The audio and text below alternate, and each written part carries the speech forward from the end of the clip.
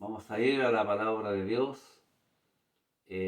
Vamos a encontrar el pecado de un líder del pueblo de Israel, llamado David, el rey David.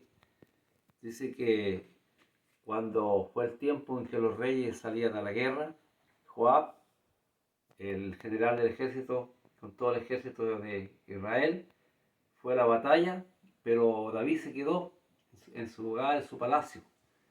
Y al mirar por la tarde dice que allí en el libro de Segunda de Samuel vio desde el terrado de su hogar a una mujer muy bella y la hizo traer y durmió con ella, siendo que él tenía sus mujeres.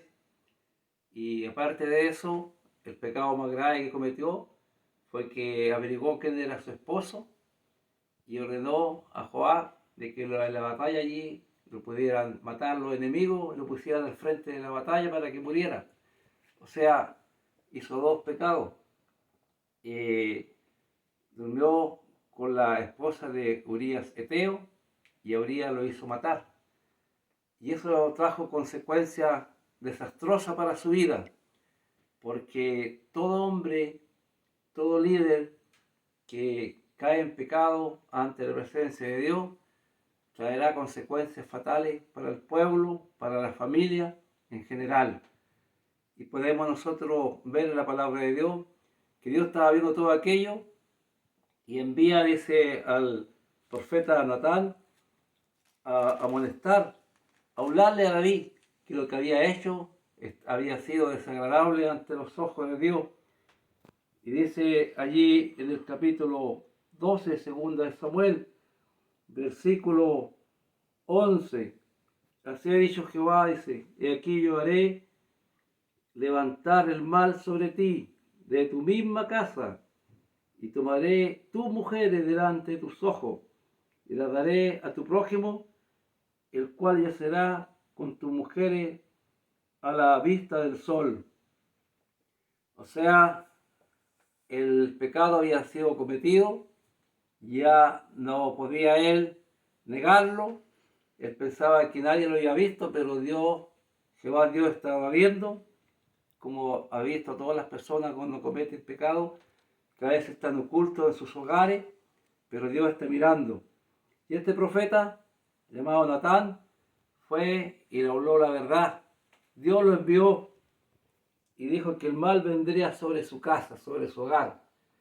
Y podemos nosotros encontrar en la palabra de Dios, allí en 2 de Samuel, capítulo 13, uno de los hijos de David, Amnón, dice que se enamoró de su hermana y con engaño, sagaz el hombre, allí podemos ver nosotros que abusó de su propia hermana, y ya eran consecuencias fatales para David, no solamente como rey, sino como padre. Tenía que vivir el dolor de que su hija pudiera ser allí abusada por su propio hermano. Y David tenía otro hijo llamado Absalón, el cual amaba y cuidaba a Tamar, y dice que se vengó y cobró venganza y mató a su hermano Amnón. Entonces ya David comenzó a sentir el dolor. Lo que Dios le dijo por el profeta, el mal comenzó en su hogar, en su casa. Así es la vida del cristiano cuando comete pecado, cuando se aleja de Dios, puede hacerlo lo más oculto, Dios está mirando y lo saca a luz y viene un desastre sobre todo aquellos que están él dirigiendo su hogar. Y lo hemos podido ver cantidad de veces en los años que hemos servido a Dios, grandes hombres que han caído de la gracia de Dios, del poder de Dios, han cometido pecado, y no solamente ellos han sido destruidos, sino su familia, las iglesias han sido destruidas, porque el hombre, David al menos reconoció, sufrió, pero al final Dios lo perdonó. Qué bueno es que el hombre reconozca cuando cae en pecado, qué bueno es que el hombre pueda buscar la presencia de Dios.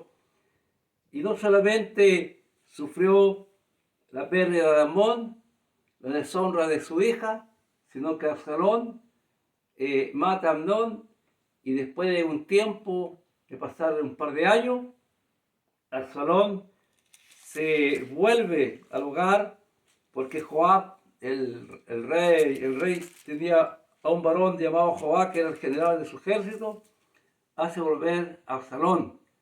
Y como Absalón no es recibido por David, porque aún David tenía allí la herida de la pérdida de su hijo que la lloraba, Absalón se subleva, dice la palabra de Dios, contra su propio padre, contra David.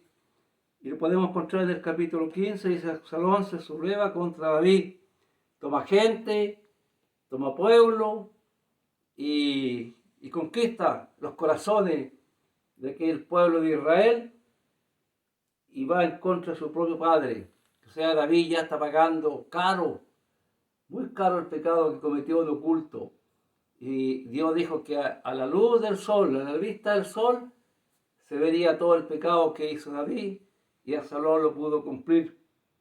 Porque vemos nosotros que las mujeres que David, cuando se fue huyendo de Absalón, porque Absalón lo quería inclusive matar, dice que dejó unas mujeres cuidando, y esas mujeres fueron también allí abusadas por Absalón. Y David, un hombre de poder, un hombre que había sido de guerra, un hombre valiente, que inclusive vemos nosotros que pudo haber matado a Goliat con el poder de Dios, un hombre grande, poderoso en las manos del Señor, y por haber caído de la gracia de Dios, ahora lo vemos triste, huyendo de su propio hijo. Qué triste es, ¿verdad? La palabra del Señor toca nuestro corazón, y qué triste, doloroso es cuando el hombre deja a Dios, se aleja de Dios por los errores de esta vida. Quiera, Señor, cuidar, proteger a cada cristiano, cada hijo de Dios, que miremos siempre al frente, miremos el blanco invisible que es Cristo, nuestro Dios maravilloso, que nos olvidemos del pecado, que tratemos, cuando el enemigo viene a nuestro corazón, a nuestros pensamientos, oremos, clamemos a Dios. Y dice la palabra de Dios que David tuvo que huir de su hijo Absalón, y en el versículo 30 del capítulo 15 de 2 de Samuel, dice que David subió la cuesta de los olivos y la subió llorando, llevando la cabeza cubierta y los pies descalzos. También todo el pueblo que tenía consigo cubrió cada uno su cabeza y iban llorando mientras subían, descalzos, llorando.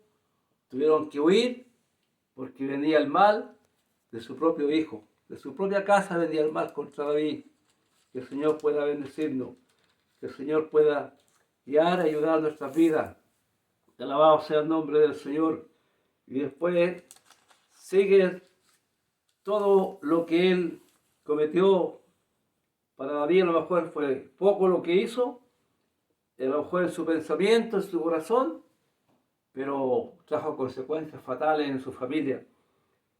Y después tiene que recuperar su lugar, y dice que hay una guerra allí entre el pueblo que estaba con Absalón y el pueblo que estaba con David, y Joab da muerte a Absalón. El rey David le había dicho, había dado orden que lo trataran con amor si lo encontraban, pero cuando fue encontrado, dice que se desató una guerra allí en el bosque de Efraín, y Absalón, al pasar por una encina, quedó colgado, y Joab dice que tomó a uno de sus escuderos y tiró dardos contra él y lo mató. Y lo enterraron, dice, en un gran hoyo, echaron piedras sobre él, sobre el cuerpo de Absalón. Y David lloraba la pérdida de su hijo.